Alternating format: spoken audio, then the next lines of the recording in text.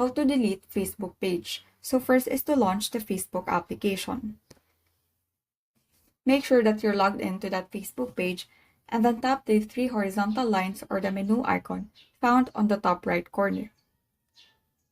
Scroll down, tap Settings and Privacy, and select Settings. Scroll down until you see this section, Your Information. Under Your Information, go to Access and Control. Then tap Deactivation and Deletion. In here, you are provided with two options. So you can either deactivate your page or delete your page. So by deactivating the page, it will only be temporary. However, if you choose to delete the page, this will be permanent.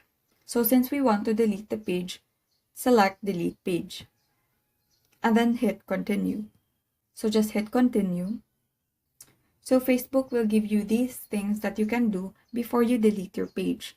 So you can save posts in your archive, download your information, and transfer your information. So once you're done, hit Continue. So to confirm this action, you only have to enter your password. So once you enter your password, just click Continue. And so that is how you delete Facebook page. Thank you and have a great day.